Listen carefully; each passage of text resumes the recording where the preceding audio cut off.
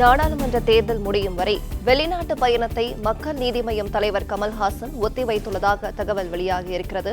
மணிரத்னம் கமல் கூட்டணியில் உருவாகும் தக் லைஃப் படத்தின் படப்பிடிப்பிற்காக கமல் செர்பியா செல்ல இருந்த நிலையில் தற்பொழுது அந்த பயணம் ரத்து செய்யப்பட்டிருக்கிறது.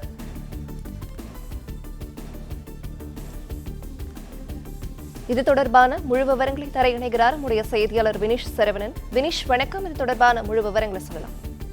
நாடாளுமன்ற தேர்தலின் வாக்குப்பதிவு முடியும் வரை தன்னுடைய வெளிநாட்டு பயணத்தை முழுவதுமாக கமலஹாசன் அவர்கள் ஒத்திவைத்திருக்கிறார். இயக்குனர் மணிரத்னம் இயக்கத்தில் கமலஹாசன் கூட்டணி உருவாகி வரக்கூடிய தக் லைஃப் படத்திற்காக நடிகர் கமலஹாசன் அவர்கள் செர்பியா சென்று படப்பிடிப்பில் கலந்து கொள்ள கடந்த 28ஆம் தேதி திட்டமிட்டிருந்தார். ஆனால் திமுகவுடன் தொகுதி பங்கீடு தொடர்ந்து இழுபறியில் நீடித்தக்கூடிய நிலையில் தன்னுடைய வெளிநாட்டு பயணத்தை முழுவதுமாக ரத்து செய்திருக்கிறார். கடந்த சில நாட்களுக்கு முன்பாக செர்பியா சென்றுள்ள மணிரத்னம் குழு தக் லைஃப் படத்தில் கமலஹாசன் இல்லாத காட்சிகளை படமாக்கி நேற்றைய தினம்தான் சென்னை திரும்பியிருக்கிறார்கள்.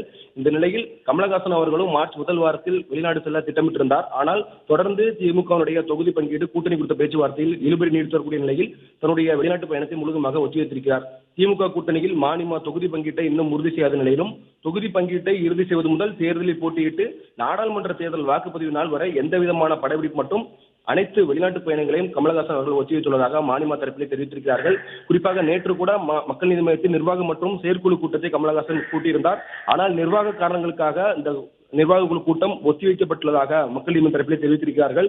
இது மட்டுமில்லாமல் இன்னும் 2-3 நாட்களில் திமுக தரப்பில் பேச்சுவார்த்தைக்கு கமலஹாசனை அழைப்பு இருக்கதாகவும் ஒரு தகவல் வெளியாகின்றது. இந்த நிலையில்தான் தேர்தல் முடியும் வரை தன்னுடைய முழுதுமான வெளிநாட்டு பயணத்தை கமலஹாசன் அவர்கள் ஒத்திவைத்திருக்கிறார்.